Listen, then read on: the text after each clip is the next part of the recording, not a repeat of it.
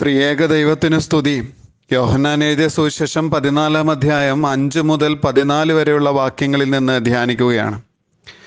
യേശു കർത്താവ് ശിഷ്യന്മാരോട് ചേർന്നുള്ള അവസാന അത്താഴത്തിനും കാൽകഴുകൽ ശുശ്രൂഷയ്ക്കും ശേഷം ചില ജീവിത മർമ്മങ്ങൾ കൈമാറുന്ന മനോഹര സംഭാഷണമാണ് ഈ വേദഭാഗം.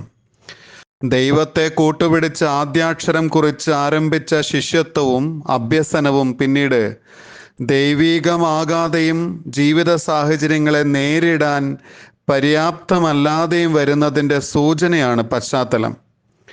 കർത്താവെ, നീ എവിടെ പോകുന്നു എന്ന് ഞങ്ങൾ അറിയുന്നില്ല, പിന്നെ വഴി എങ്ങനെ അറിയും എന്ന് പറഞ്ഞു. വാക്യം 5. ദൈവത്തെ അറിയുക, ദൈവ വഴിയിൽ നടക്കുക, അങ്ങനെയാകട്ടെ വിദ്യാഭ്യാസം. അത് ക്രിയാത്മകമായിരിക്കും. അങ്ങനെയുള്ള പരിശീലനമാണ് യേശു ശിഷ്യന്മാർക്ക് നൽകുന്നതും. എന്നാലോ പല കാരണങ്ങളാൽ വശംവദരായ ശിഷ്യന്മാർ ആകെ അസ്വസ്ഥരായിട്ട് ഒന്നും മനസ്സിലാകാത്ത അവസ്ഥയിലാണിപ്പോൾ. ഗുരുവാണ് അവരുടെ ധൈര്യം. അവൻ്റെ പിന്നാലെയുള്ള യാത്ര മാത്രമാണ് ശീലമായിട്ടുള്ളത്. പക്ഷെ യേശു പറയുകയാണ്, ഞാൻ പോകുന്ന ഇടത്തേക്കുള്ള വഴി നിങ്ങൾ അറിയുന്നു എന്ന്. അവർ ആകെ അസ്വസ്ഥരാകുകയാണ്.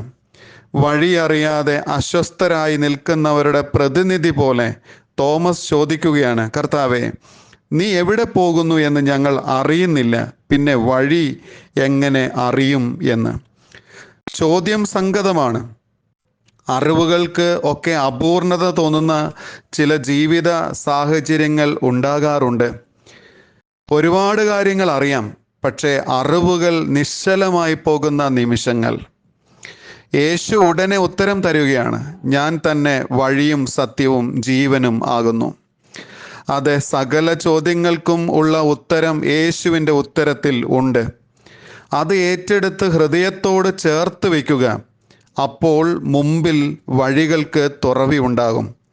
അല്ലെങ്കിലും ദൈവം ഉള്ളിൽ ഉള്ളവർക്ക് വഴികളുണ്ട് എന്നാർക്കാണ് അറിയാത്തത്? നയമാൻ്റെ മുമ്പിൽ വഴികളെല്ലാം അടഞ്ഞതാണ്.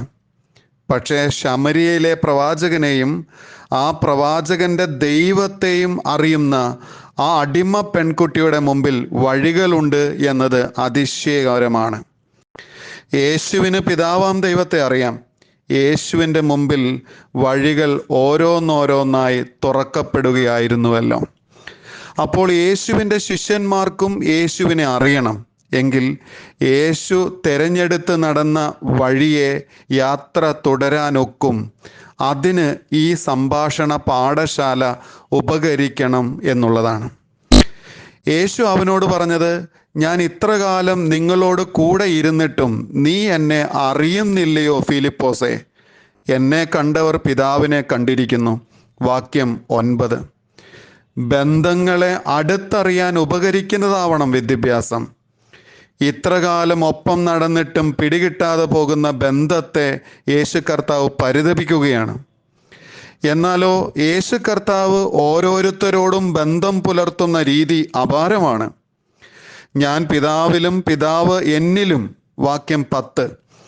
പിതൃപുത്ര ബന്ധത്തിൻ്റെ ആഴമറിയാൻ മറ്റൊന്നും ഇനി പരതേണ്ടതില്ല. താൻ സ്നേഹിച്ച ബഥാനിയിലെ വീട്ടിൽപ്പെട്ടവരോടുള്ള ബന്ധത്തിൻ്റെ ആഴം അന്ന് പൊഴിച്ച കണ്ണുനീരിൽ ഉണ്ട്. ഒറ്റിക്കൊടുക്കാനുള്ളവനെയും അത്രയ്ക്ക് സ്നേഹിച്ചു. ആ ബന്ധത്തിൻ്റെ ആഴം ആ അത്താഴമേശയിൽ അടയാളപ്പെടുത്തിയിട്ടുണ്ട്. ചില വ്യക്തികളോട് ബന്ധം പുലർത്തി എന്ന് മാത്രമല്ല, എല്ലാവരോടും, ഏത് വിഭാഗത്തിൽപ്പെട്ടവരോടും, സമൂഹം മാറ്റി നിർത്തിയവരോടും, എല്ലാവരാലും തഴയപ്പെട്ടവരോടും അവൻ പുലർത്തിയ ബന്ധത്തിൻ്റെ മാതൃക അത് അഭ്യസിക്കേണ്ടുന്നതും പഠിക്കേണ്ടുന്നതും തന്നെയാണ്. എന്ന് വെച്ചാൽ യേശുവും പിതാവും ഒന്നാകുന്നത് പോലെ ഒന്നാകാൻ ഉള്ളതാണ് ബന്ധങ്ങൾ എന്ന് പഠിപ്പിക്കുകയായിരുന്നു അരുമനാഥൻ. ഒന്നിച്ചാണ് താമസം, ഒരു വീട്ടിലാണ് വാസം. പക്ഷേ ഒന്നാകാൻ ഒത്തിട്ടില്ലെങ്കിൽ എത്ര പഠിച്ചവരാണെങ്കിലും പഠനം കൊണ്ട് പ്രയോജനമില്ലെന്ന് സാരം. കൂടെ നടന്ന അത്രകാലം പാഴാകുന്നതിന് തുല്യമാണ്. അടുത്തറിഞ്ഞ് ബന്ധങ്ങളെ സൂക്ഷിക്കാൻ വിദ്യാഭ്യാസം സഹായിക്കട്ടെ. ആമേൻ, ആമേൻ. ഞാൻ നിങ്ങളോട് പറയുന്നു, ഞാൻ ചെയ്യുന്ന പ്രവൃത്തി എന്നിൽ വിശ്വസിക്കുന്നവനും ചെയ്യും. ഞാൻ പിതാവിൻ്റെ അടുക്കൽ പോകുന്നത് കൊണ്ട് അതിൽ വലിയതും അവൻ ചെയ്യും. വാക്യം 12. വലിയവയിലേക്കുള്ള ക്ഷണമാണ് വിദ്യാഭ്യാസം. വലിയവനാകാനും വലിയവ ചെയ്യുവാനും ആഗ്രഹിക്കാത്തവരില്ല എന്ന് തോന്നാറുണ്ട്. പക്ഷേ വലിയവനാകുക എന്നതിന് യേശു നൽകുന്ന നിർവചനം ശുശ്രൂഷിക്കുന്നവനാകുക എന്നതാണ്. ലൂക്കോസ് 22:27 വാക്യം. അല്ലെങ്കിലും ദൈവിക വിദ്യാഭ്യാസം വലിയവ ചെയ്യുവാൻ പ്രേരിപ്പിക്കും.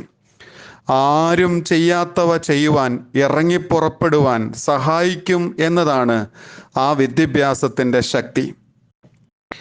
ആ വിദ്യാഭ്യാസമാണ് ആഗ്നസിനെ മദർ തെരേസയാക്കി മാറ്റുന്നതും. അയക്കപ്പെട്ട ശിഷ്യന്മാർക്കും വലിയവ ചെയ്യുവാൻ കഴിഞ്ഞു എന്നതിൻ്റെ അടയാളമാണല്ലോ സഭയും സൗഖ്യമാക്കലും ഒക്കെ. വെള്ളിയും പൊന്നും ഒന്നും ഇല്ല, പക്ഷേ നസറേനായ യേശുവിൻ്റെ നാമത്തിൽ സൗഖ്യമാക്കുന്ന പള്ളി നടയിലെ കാഴ്ചയൊക്കെ ഉദാഹരണങ്ങൾ മാത്രം.